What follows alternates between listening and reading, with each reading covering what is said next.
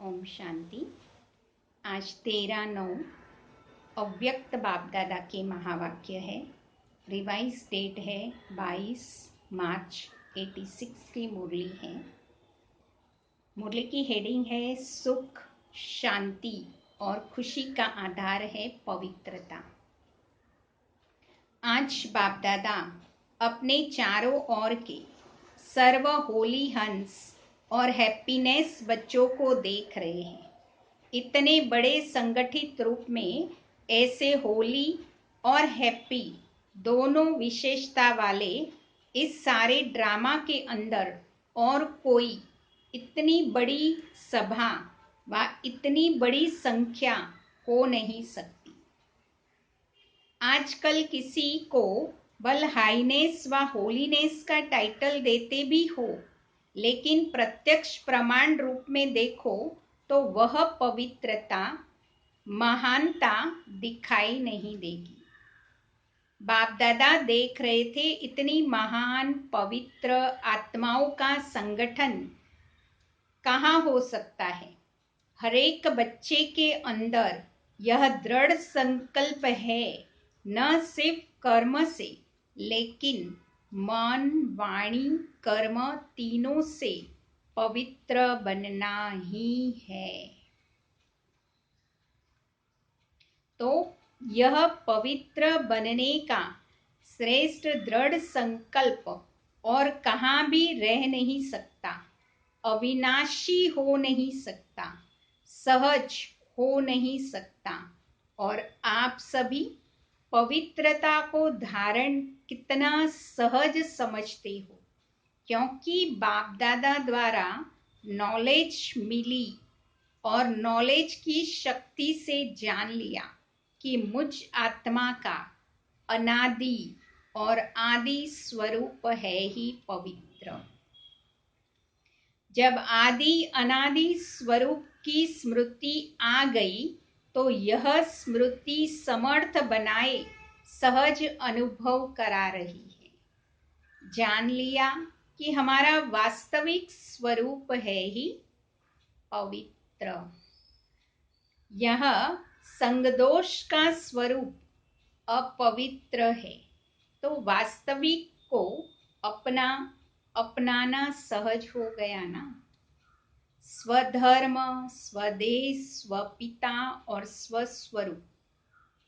स्वधर्म, स्वदेश, स्वपिता और स्वस्वरूप और स्वकर्म। 5 बातें बाबा ने बताई। धर्म, देश, पिता, रूप और कर्म।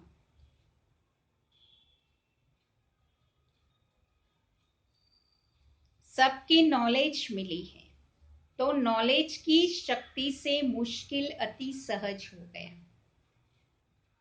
जिस बात को आजकल की महान आत्मा कहलाने वाले भी असंभव समझते हैं,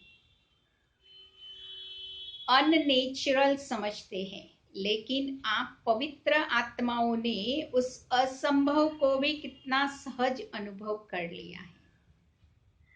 पवित्रता तो अपनाना सहज है, वह मुश्किल है। क्वेश्चन किया है बाबा ने। सारे विश्व के आगे चैलेंज से कह सकते हो कि पवित्रता तो हमारा स्वस्वरूप है।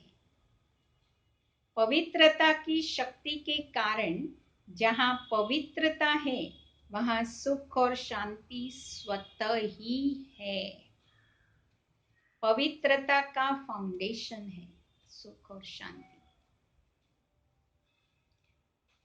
तो पवित्रता हमारा फाउंडेशन है। पवित्रता को माता कहते हैं और सुख शांति यह उनके बच्चे हैं। तो जहाँ पवित्रता है वहाँ सुख शांति स्वतः ही है, इसलिए हैप्पी भी हो, कभी उदास नहीं हो सकते, सदा खुश रहने वाले। जहाँ होली है तो हैप्पी जरूर भी होंगे। पवित्र आत्माओं की निशानी सदा खुशी है। तो बाप दादा देख रहे हैं कि कितने निश्चय बुद्धि पावन आत्माएं बैठी हैं। दुनिया वाले सुख शांति के पीछे भाग दौड़ करते हैं, लेकिन सुख शांति का फाउंडेशन है ही पवित्रता। उस फाउंडेशन को नहीं जानते हैं, इसलिए पवित्रता का फाउंडेशन मजबूत न होने के कारण अल्पकाल के लिए सुख व शांति की प्राप्ति होती भी है, लेकिन अभी अभी है और अभी अभी नहीं है। सदा काल की सुख शांति की प्राप्ति सिवाय पवित्रता के असंभव है। आप लोगों ने फाउंडेशन को अपना लिया, इसलिए सुख शांति के लिए भाग दौड़ नहीं करनी पड़ती। सुख शांति पवित्र आत्माओं के पास स्वयं स्वतः ही आती है।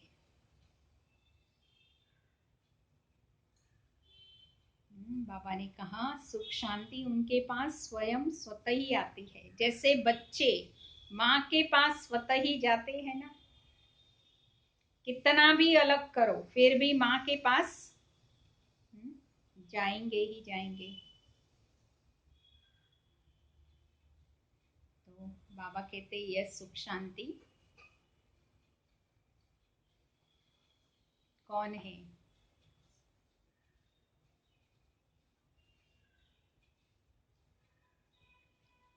अलग करो कितना भी उनको, फिर भी वो उनके पास ही जाएंगे क्योंकि बच्चे हैं।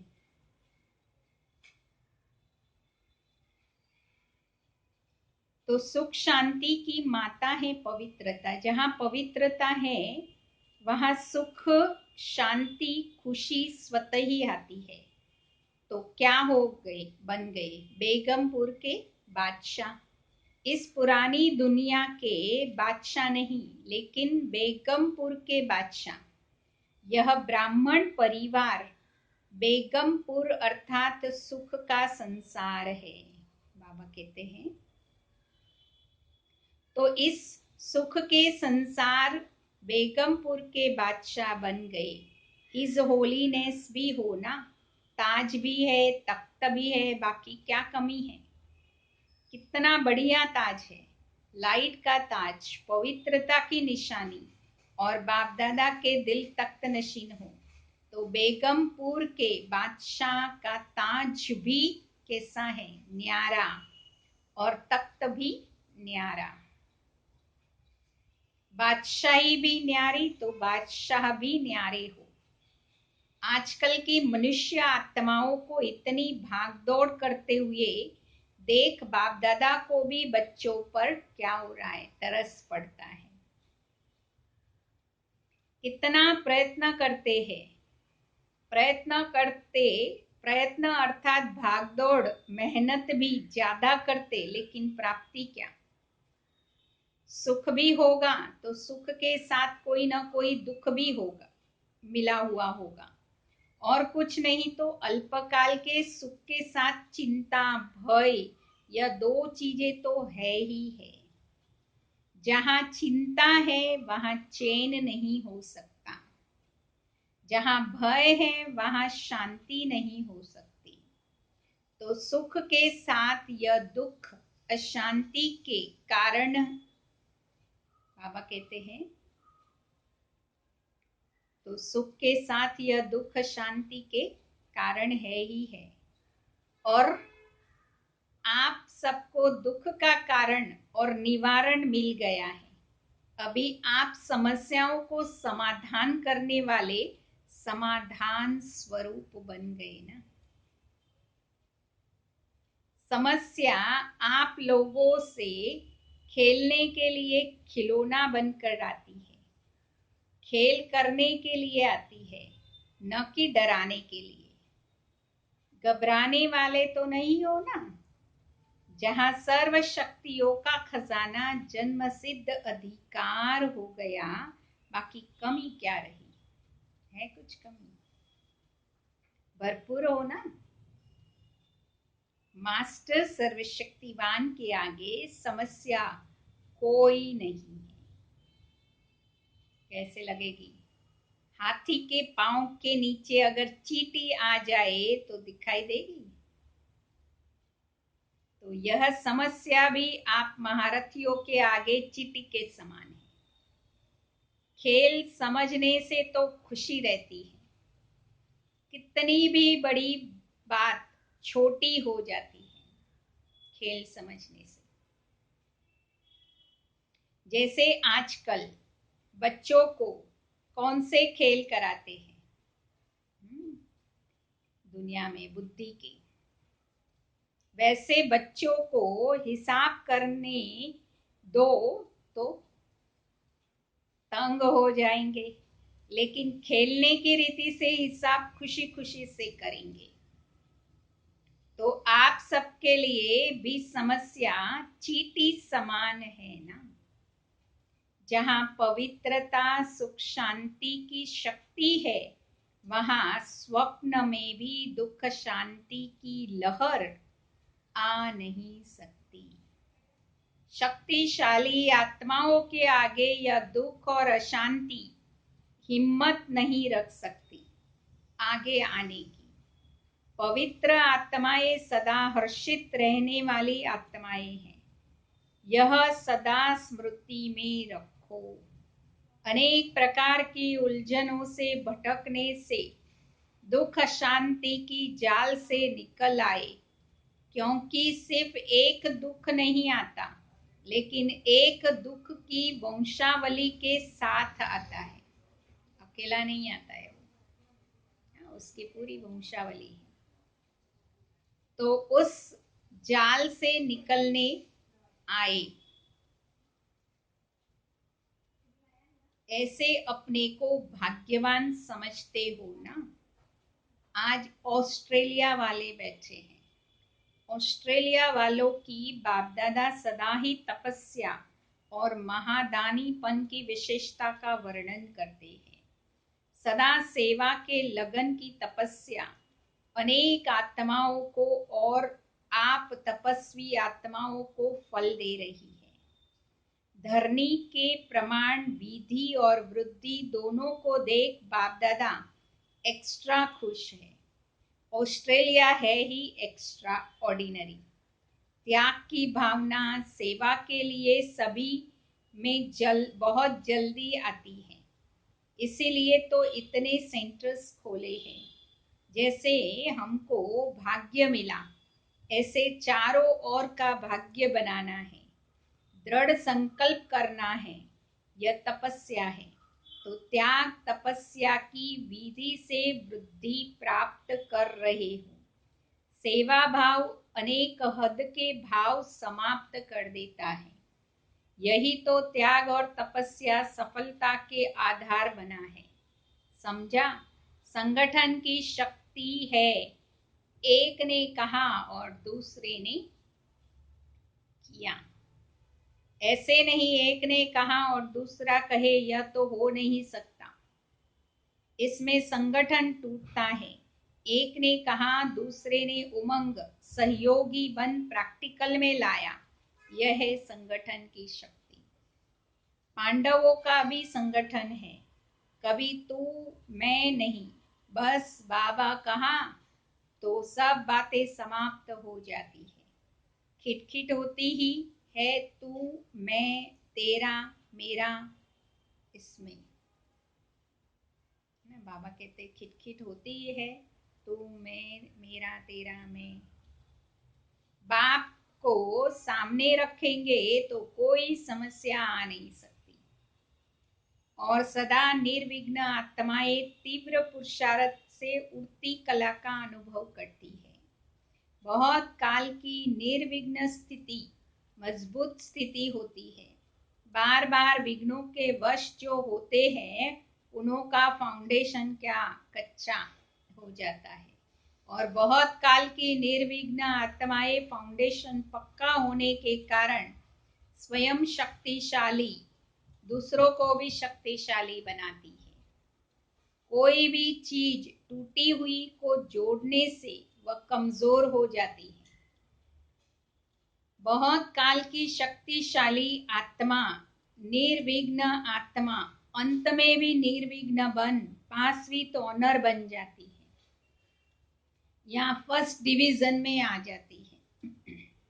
तो सदा यह लक्ष्य रखो कि बहुत काल की निर्विघ्न स्थिति का अनुभव अवश्य करना ही है। ऐसे नहीं समझो कि विघ्न आया मिटे, मिटे तो गया ना, मिट तो विघ्न आया, ऐसे नहीं समझो विघ्न आया मिट तो गया ना, कोई हर्जा नहीं। लेकिन बार बार विघ्न आना और मिटाना, इसमें टाइम वेस्ट जाता है,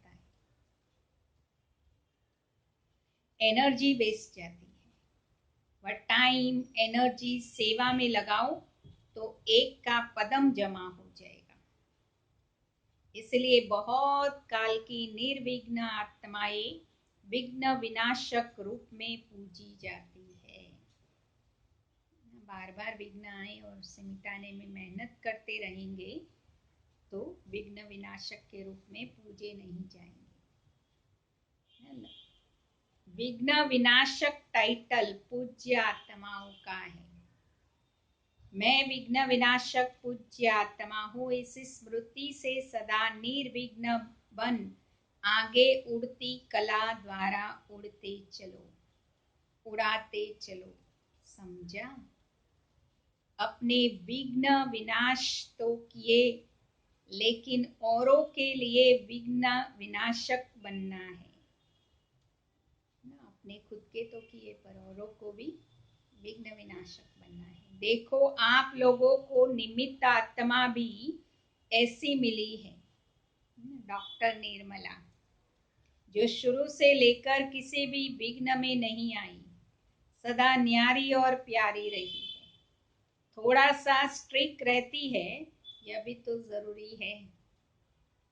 अगर ऐसी स्ट्रिक्ट टीचर नहीं मिलती तो इतनी वृद्धि नहीं होती। यह आवश्यकता भी होती है, जैसे कड़वी दवाई बीमारी के लिए जरूरी होती है ना। तो ड्रामा अनुसार निमित्त आत्माओं का भी संग तो लगता ही है। और जैसे स्वयं आने से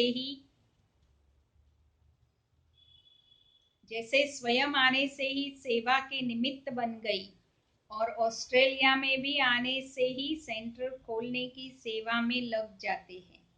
यह त्याग की भावना का वाइब्रेशन सारी ऑस्ट्रेलिया और जो भी संपर्क वाले स्थान है उनमें उसी ही रूप से वृद्धि हो रही है। तपस्या और त्याग जिसमें है वही श्रेष्ठ आत्मा है।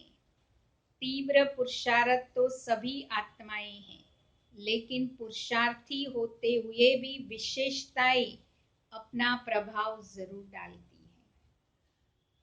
संपन्न तो कभी भी सब बन रहे हैं, संपन्न तो अभी भी सब बन रहे हैं ना। संपन्न बन गए यह सर्टिफिकेट किसको मिला नहीं है, लेकिन संपन्नता के समीप पहुंच गए इसमें नंबरवार है। कोई बहुत समीप पहुंचे, कोई नंबरवार आगे पीछे। ऑस्ट्रेलिया वाले लकी है, त्याग का बीज भाग्य प्राप्त करा रहा है।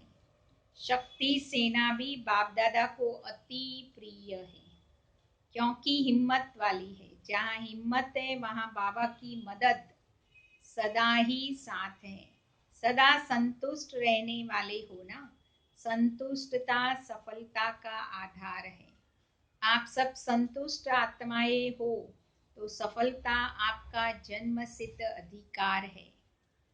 समझा? तो ऑस्ट्रेलिया वाले नियरेस्ट डियरेस्ट है, इसलिए एक्स्ट्रा हुज्जत है। अच्छा, फिर अव्यक्त मुरली से चुने हुए बाबा के महावाक्य से कुछ प्रश्न उत्तर है। प्रश्न है, शक्ति सेना का नाम सारे विश्व में कब बाला होगा? जब संगठित रूप में एक रस स्थिति व एक शुद्ध संकल्प में स्थित होने का अभ्यास होगा। संगठन में किसी एक का भी दूसरा कोई संकल्प न हो, सब एक ही लगन एक ही अशरीरी बनने के शुद्ध संकल्प में स्थित होने के अभ्यासी बने, तब सारे विश्व के अंदर शक्ति सेना का नाम बाला होगा। प्रश्न है, स्थूल सैनिक युद्ध के मैदान में विजयी किस आधार पर होते हैं? आपके विजय का नगाड़ा कब बजेगा? स्थूल सैनिक जब युद्ध के मैदान में जाते हैं तो एक ही ऑर्डर में चारों ओर अपनी गोली चलाना शुरू कर देते हैं। एक ही समय एक ही ऑर्डर से चारों ओर घेराव डालते हैं, तब विजयी बनते हैं। ऐसे ही रूहानी सेना संगठित रूप में एक ही इशारे से और एक सेकंड में सभी एक रस स्थिति में स्थित हो जाए, तब विजय का नगाड़ा बजेगा। प्रश्न है, बाबा के किस ऑर्डर को प्रैक्टिकल में लाने के लिए एवर रेडी बनो तो यह कलयुगी पर्वत उठ जाएगा? तो बाप यही ऑर्डर करेंगे कि एक सेकंड में सभी एक रस स्थिति में स्थित हो जाओ। जब सभी के सर्व संकल्प एक संकल्प में समा जाए, तब यह कलयुगी पर्वत उठेगा। यह एक सेकंड सदा काल का सेकंड होता है। ऐसे नहीं कि एक सेकंड में स्थित हो फिर नीचे आ जाओ। प्रश्न है, हर एक ब्राह्मण बच्चे की जवाबदारी कौन सी है? बाबा ने बताया है, सारे संगठन को एक रस स्थिति में स्थित कराने के लिए सहयोगी बनना यह हर एक ब्राह्मण की जवाबदारी है। जैसे अज्ञानी आत्माओं को ज्ञान की रोशनी देने के लिए सदैव शुभ भावना व कल्याण की भावना रखते हुए प्रयत्न करते रहते हो, ऐसे ही अपने इस देवी संगठन को इस एक रस स्थिति में स्थित करने व संगठन की शक्ति को बढ़ाने के लिए एक दूसरे के प्रति भिन्न भिन्न रूप से प्रयत्न करो और इसके प्लान्स बनाओ। ऐसे नहीं खुश हो जाना कि मैं अपने रूप से तो ठीक हूँ, ठीक ही हूँ, ऐसे नहीं खुश हो जाना। प्रश्न है, परमात्मा ज्ञान की विशेषता क्या है? परमात्म ज्ञान की विशेषताएं क्या है? संगठन की शक्ति ही इस परमात्म ज्ञान की विशेषता है। इस ब्राह्मण संगठन की विशेषता देवता रूप में प्रैक्टिकल एक धर्म, एक राज्य, एक मत, एक भाषा, एक रूप में चलाती है। प्रश्न है, किस एक बात का संपूर्ण परिवर्तन ही संपूर्णता के समीप लाएगा? हर एक में जो देह अभिमान वाले मूल संस्कार है, जिसको आप लोग नेचर कहते हो, वह संस्कार अंश मात्र में भी न रहे। अपने इस संस्कारों को परिवर्तन कर बाप दादा के संस्कारों को धारण करना, यही लास्ट पुरुषार्थ है। प्रश्न है, बाप दादा की प्रत्यक्षता किस आधार पर होगी? जब एक एक में बाप दादा के संस्कार दिखाई देंगे, बाप दादा के संस्कारों को कॉपी कर उनके समान बनो, तो समय और शक्तियां बच जाएगी और सारे विश्व में बाप दादा को सहज ही प्रत्यक्ष कर सकेंगे। भक्ति मार्ग में तो सिर्फ कहावत है कि जिधर देखते उधर तू ही तू है, लेकिन यहाँ तो प्रैक्टिकल में जहाँ देखे जिसको देखे बाप दादा के संस्कार ही दिखाई देंगे। रोग के अंश का भी त्याग करने वाले, वरदान है आज का, रोग के भी अंश का त्याग करने वाले स्वमानधारी पुण्य आत्मा भव। स्वमानधारी बच्चे सभी को मान देने वाले दाता होते हैं। दाता अर्थात रहम दिल, उनमें कभी किसी भी आत्मा के प्रति संकल्प मात्र भी रोग नहीं रहता।